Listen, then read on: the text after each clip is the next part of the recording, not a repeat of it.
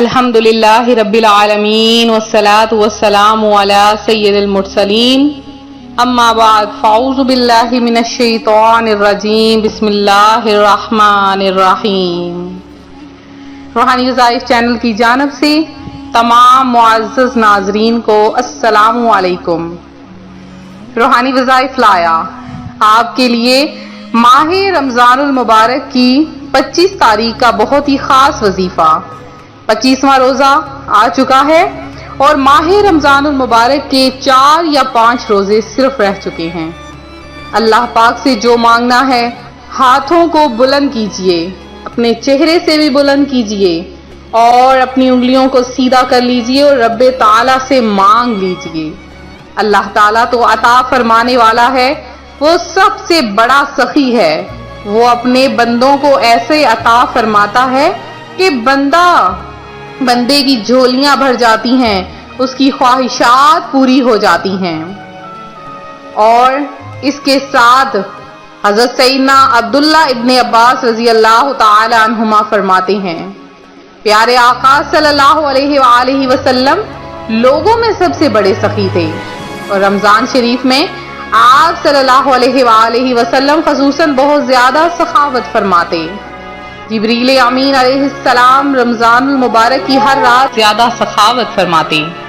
جبریل امین علیہ السلام رمضان المبارک کی ہر رات میں ملاقات کے لیے حاضر ہوتے اور رسول کریم رؤوف الرحیم علیہ افضل الصلاۃ والتسلیم ان کے ساتھ قرآن عظیم کا ورد فرماتے اور دور فرماتے۔ جب بھی حضرت جبرائیل امین آپ صلی اللہ علیہ وآلہ وسلم کی خدمت میں آتے تو آپ صلی اللہ علیہ وآلہ وسلم تیز چلنے والی ہوا سے بھی زیادہ خیر یعنی بھلائی کے معاملے میں سخاوت فرماتے۔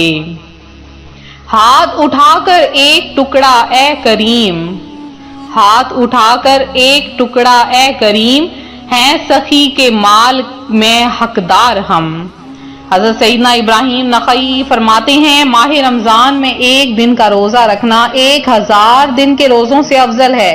اب 30 روزوں کا اندازہ آپ خود لگا لیجئے کہ کتنی فضیلتوں اور برکتوں والا یہ مہینہ ہے، اور یہ 30 دن ہیں کہ ایک دن کے روزے رکھنے کی یہ فضیلت ہے کہ 1000 دن کے روزوں سے بھی افضل قرار دیا گیا۔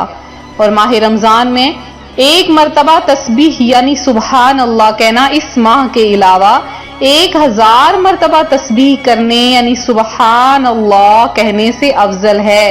اور ماہ رمضان میں ایک رکعت پڑھنا غیر رمضان کی 1000 رکعتوں سے افضل ہے۔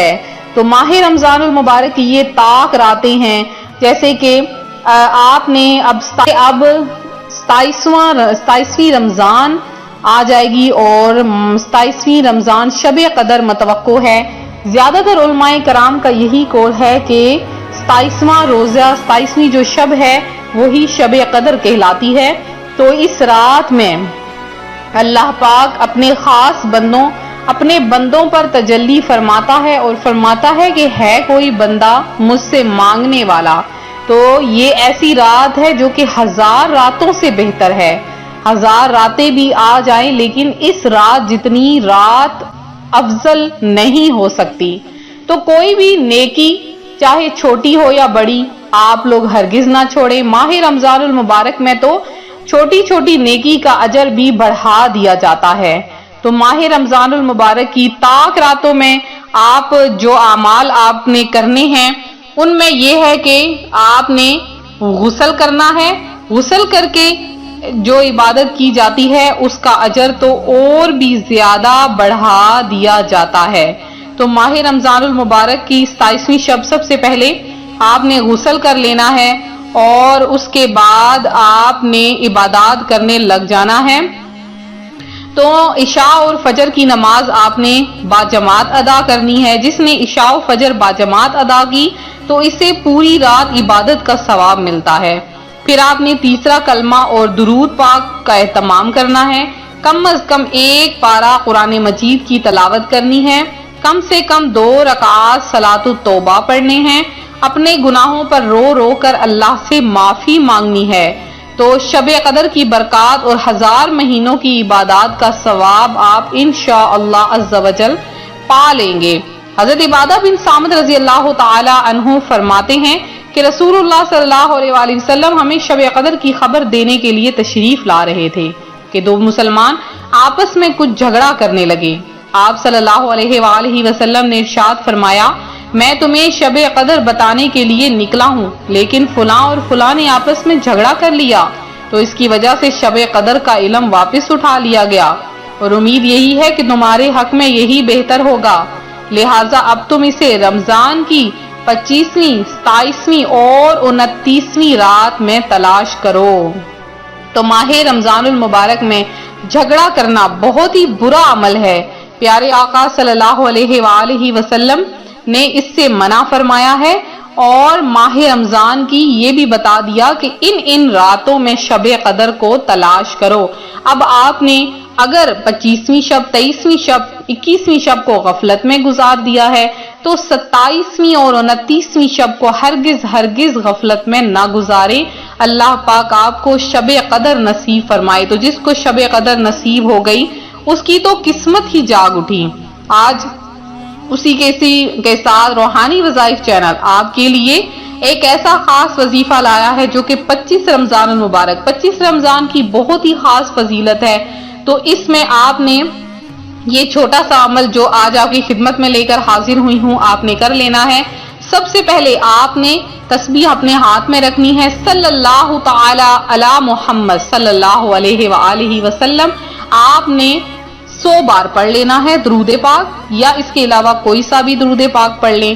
اور پھر آپ نے کیا کرنا ہے، اللہ پاک کے ایک نام آپ نے یا مقسطو آپ نے اللہ پاک کا ایک نام صرف اور صرف 513 بار پڑھ لینا ہے، اور یہ پڑھنے کے بعد آپ نے سورہ فاتحہ 7 بار پڑھنی ہے، اور پھر آپ دیکھیں گے کہ جو بھی دعا آپ مانگیں گے فوری طور پر پوری ہو جائے گی۔ اللہ پاک کے نیک فرشتے آپ کے لیے دعا کریں گے، اور ایک نہیں بلکہ 10,000 فرشتے آپ کے لیے دعا کریں گے۔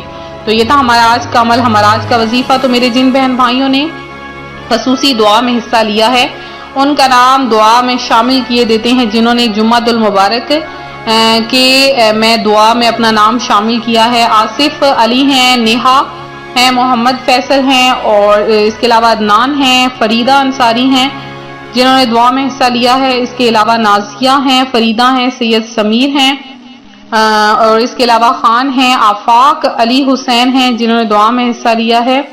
اس کے علاوہ زیبا ہیں، اور آپ نے یہ پوچھا ہے آفاق علی حسین کے ان طاق راتوں میں کون سی عبادت کریں، تو آپ کثرت کے ساتھ نوافل ادا کریں، اس کے علاوہ نماز تسبیح پڑھیں اور زیادہ سے زیادہ ذکر و اذکار کریں۔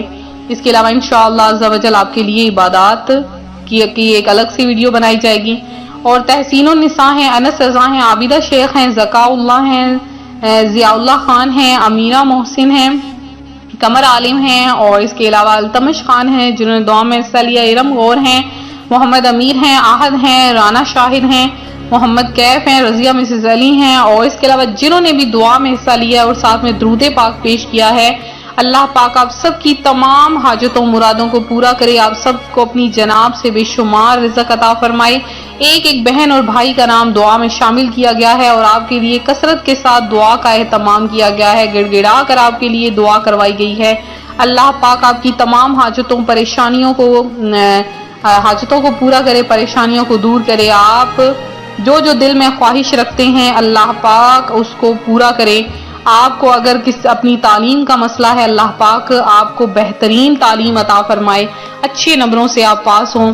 اس کے علاوہ اولاد کا مسئلہ ہے تو اللہ پاک آپ کو صاحب اولاد کر دے، آپ کو صاحب الرزق عطا کر دے۔ اور اس کے علاوہ آپ مدینہ طیبہ جانا چاہتے ہیں، حج و عمرہ کرنا چاہتے ہیں، اللہ پاک آپ کی یہ حاجت بھی پوری کر دے۔ تو ملتے ہیں اپنے اگلے وظیفے کے ساتھ، دعاؤں میں یاد رکھیں، اپنا خیال رکھیں، فی امان اللہ۔